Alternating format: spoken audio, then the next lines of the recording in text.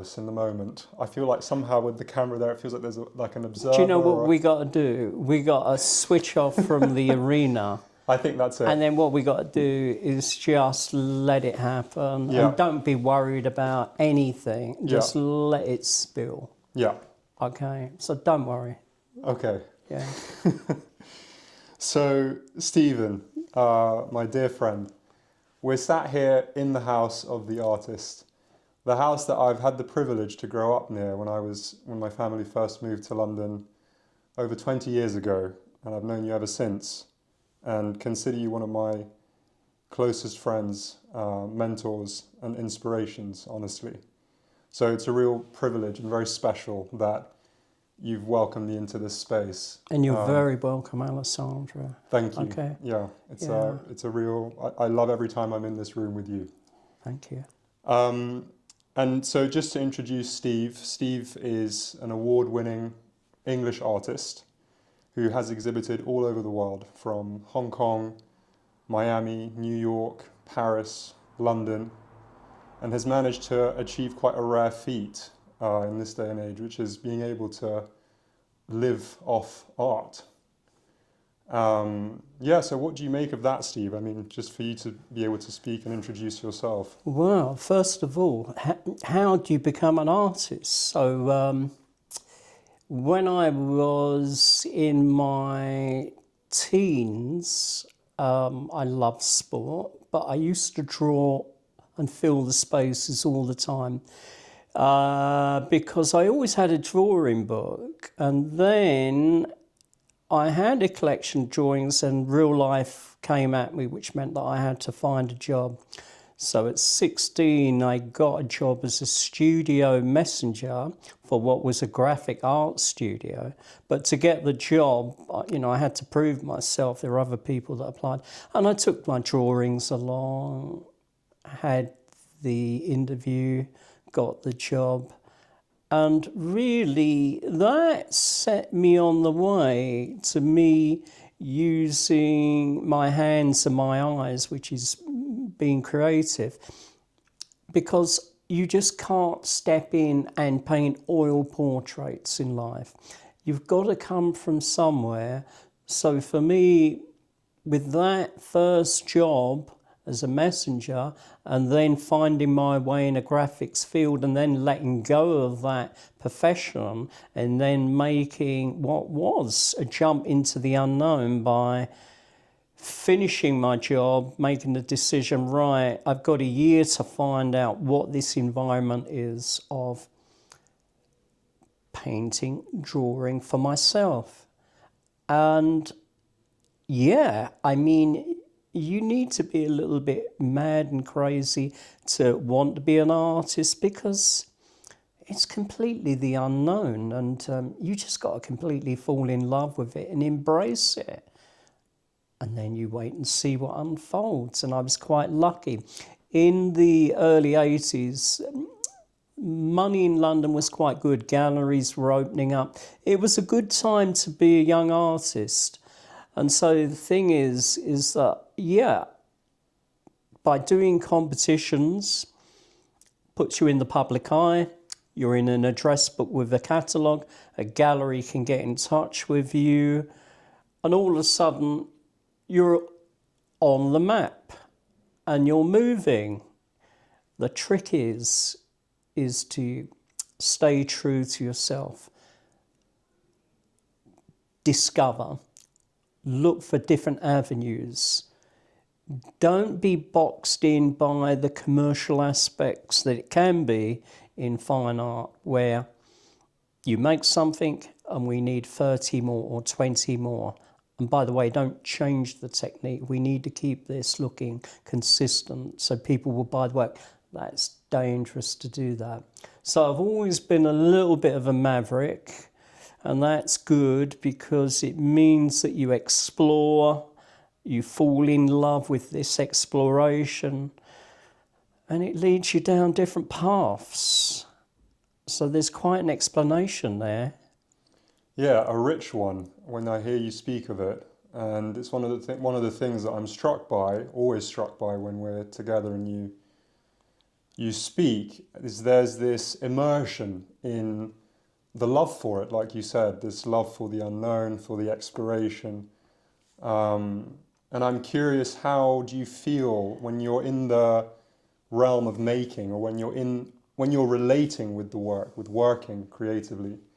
How does it affect you? What's the impact it has on you? Well, I think what it does is when you draw or sculpt or whatever it is, you're using consciousness, which is you're aware of technique, but then subconscious is coming. That's really important, because that's everything that's affected your life, that's affecting your fingertips when you're making work. So that's the narrative, that's the mystery. That's got to be there, because that's weighty. It can't be decorative. Painting can't be decorative. It can't be pretty. It can't be safe. It needs to somehow let this regurgitation of what's happened to you show itself. And I think that's really fundamental in trying to do really successful art.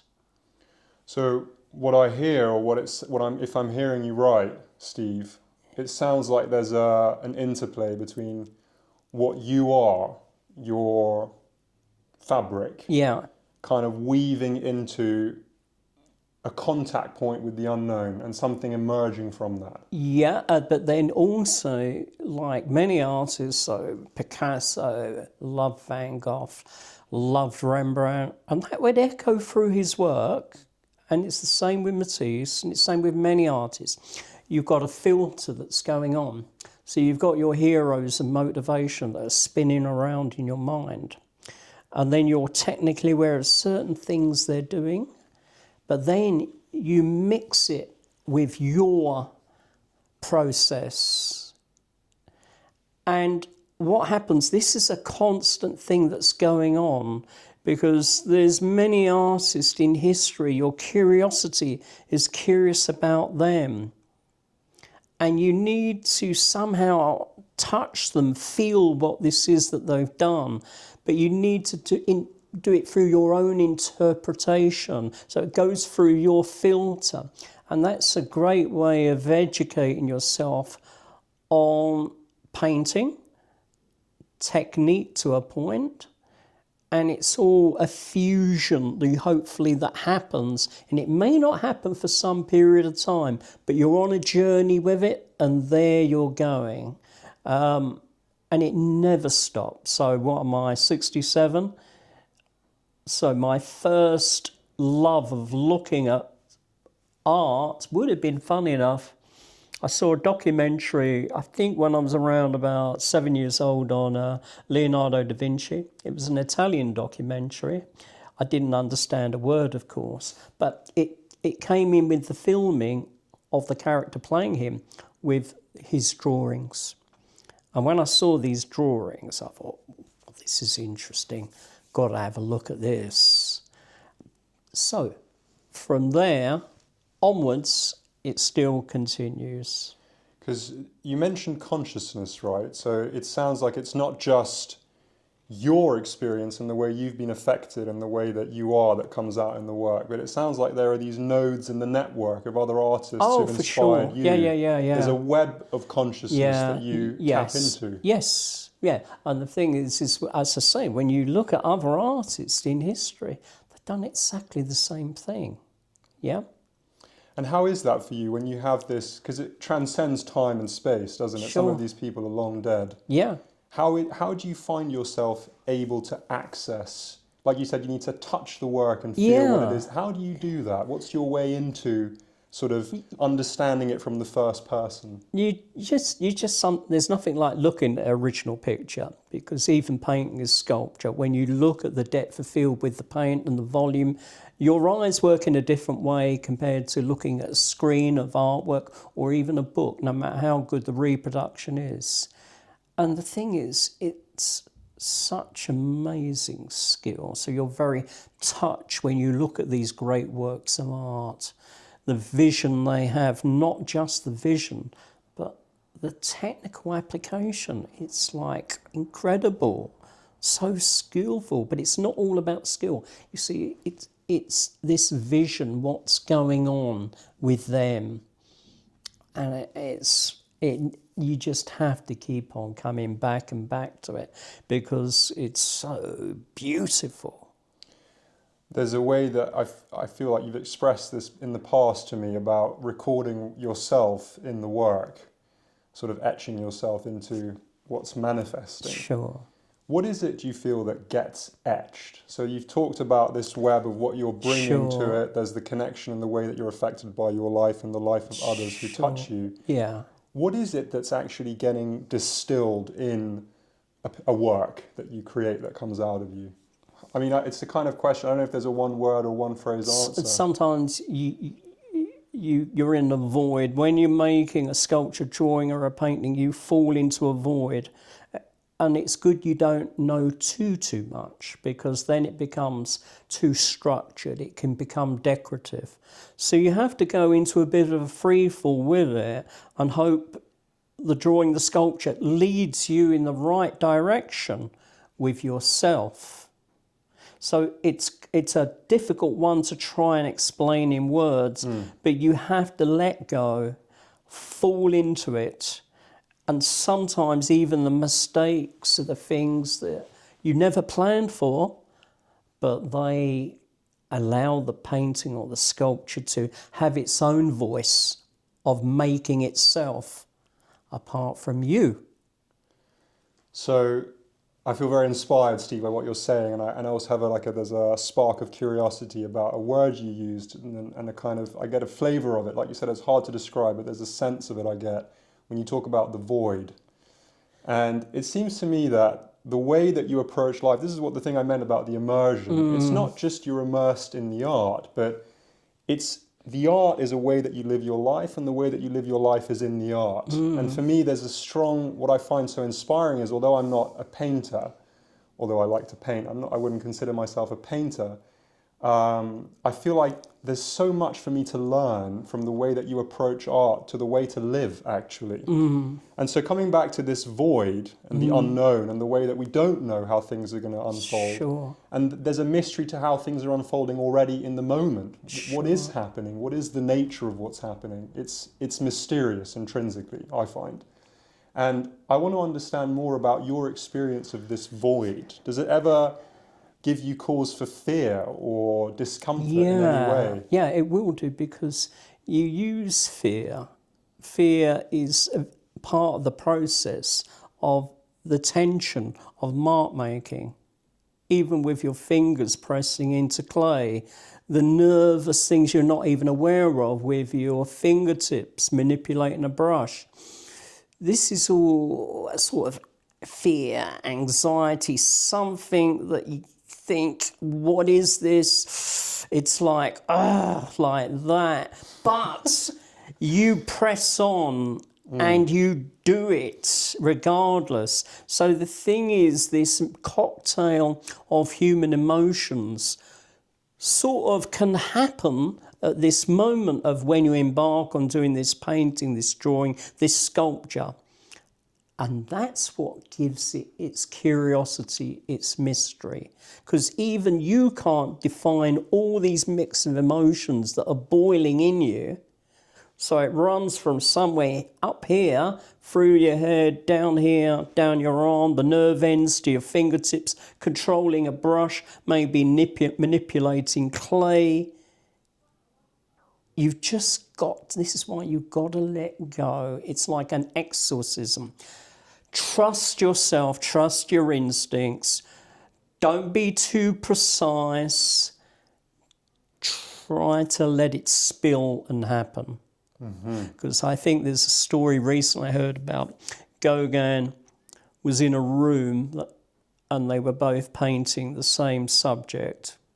Gauguin And Gauguin made the observation, Vincent, you're painting too fast. And he said to Gauguin, I need to do this because I've only got this moment that I'm feeling to put this down. If I go back to it and go back to it, it's a different set of emotions with me. And Gauguin was basically saying, well, for me, yes, I can consider it, put it away, and it's a considered thing, but it's a completely different process between these two great artists. But I like the idea. You're presented with this moment, and you need to capture the essence of it, the way you're feeling at this precise moment. Very interesting. I only heard that recently. And that's interesting because I know that Vincent van Gogh is he's someone who you've studied in great depth, not Yeah. just his work, but also his life and his humanity, his imprint that he's left here. And I'm curious because there's something you touched on, which is the void and the anxiety and the fear of kind of interacting with this force that's coming through. There's like a meeting point where there's an intensity that boils over. Good word, intensity, yeah. And from what I know of Vincent van Gogh's life, that was very much a feature of his inner state. Yes. And also expressed in his work and his life. Yes. So this intensity, how would you relate, or how do you understand intensity of this kind versus suffering? Because obviously suffering was also part of his life. Oh, definitely. The thing is intertwined. So the man, his great feeling and sensitivity makes him vulnerable. And this was part of his problem with his own mental health. He would push the boundaries of his own sensitivity and what he would see in others and other people in suffering and internalise it. And then discover this need to put it down as paint and drawing. Yeah. So what it shows you in his case is that that's the engine room. The mind is the engine room. All this deep feeling and sensitivity is all wound up and then it is spilled out in this vision that he expresses. And then the technique that he found became his technique. So again, he would look at other artists' work when he was in Paris. He was friends with many of the so-called Impressionists, Lautrec, etc., and would look at their technique and mimic their technique. And so he was going through this study and learning curve to find himself. But when he originally goes back to, when we go to Ireland, the last years, he has this technique of dashing and stabbing the paint, and then it's this lovely impasto, so it's almost like sculpture. And that style of painting really wasn't done at that time. So he had this unique technical signature he had, and obviously that's influenced so many other artists. Yeah, and so, even his technical legacy of the approach to painting is wow, yeah. And in a sense, right, this intensity that bore this unique technique and this unique legacy, it consumed him in the end. It did. And how have you, at the age of 67, you've lived a long life, and you're into the final part of it now. Yeah. It's something we talk about a lot. A lap. You're in the final lap. Got a big lap. Yeah. And you've managed to navigate, I guess, the intensity of life, of your inner landscape. Yeah, you have to have control. You've got to. It's a marathon. You see, doing, let's say, painting pictures for whatever 60 years, or drawings and paintings. It's a marathon. Life is a marathon apart from the art. And then you've got to learn, probably like a marathon run, you go intervals of not feeling great, getting recovery, going back up again, dipping down, coming back. It's a similar thing. It's a marathon. You need to learn how to regulate yourself, which means temper yourself with life, with your attitudes, because you don't want to burn out with life. And if you burn out, then you won't want to paint. What would you say is the undercurrent, is that kind of thread that runs through those 67 years that keeps you in this final lap in a way, as you've spoken to me in the past, and tell me in your own Sure. words if this is true, Yeah. but there's a kind of a ramping up now of the intensity, almost intentionally, as you come to the final chapter. Sure. Sure. What's that current that you feel that's kind of taken you this far and is now going into a next level as you prepare for your death? So what you need to do, you see, art, creativity is a friend next to you. It's a companion. It's ready to serve you when you're ready to go to the easel, the table, whatever it is. And it just is a love affair. It needs you to come back. You need to go to it. And it nourishes you and feeds you. And I think to really honestly, to try to paint well or sculpt well, you've got to be completely in love with this. And it's a selfish thing as well, because it's all consuming. And probably it needs to be honest with you. Otherwise, as I said, if it becomes decorative, well, what statement is that on the human condition being decorative? And with this being consumed, there's a need for that in you. It sounds like Yeah, definitely. You need it just as much as it needs you. What would I do if I wasn't thinking about the next drawing, painting or sculpture? I'd be going nuts. So really what it is, it just gives me a beautiful road to be on. And you keep on going. Just keep on absorbing and being in love with it. It gives you so much back if you treat it well. When I mean treat it well, you treat it with respect. You don't disrespect it. So when I say you don't disrespect it, you treat it as a monetary exercise of how much money can I make if I do it this way, if I do it that way. So commercialisation of fine art has definitely happened. That's the artist's choice. He has a choice. I personally feel that you're doing it for yourself. You're on a desert island, and you're doing it for your own amusement. It goes up there, you contemplate, you look at it tomorrow, you look at it next week, you look at it next year.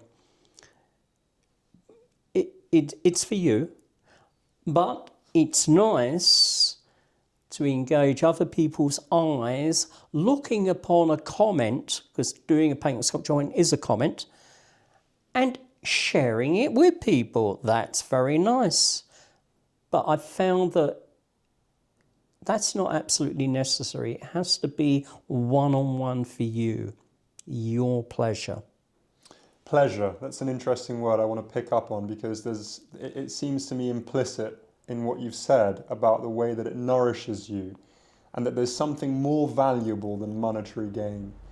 And it's not something I feel, from my perspective, that applies just to the art world. It seems like there's a materialism inherent in our day and age, and perhaps it's been there much longer than that, but Sure. we're acutely aware of it now, or at least I perceive it, and I'm aware of also the temptation in myself towards that, to be honest with you. I think it's something that has to be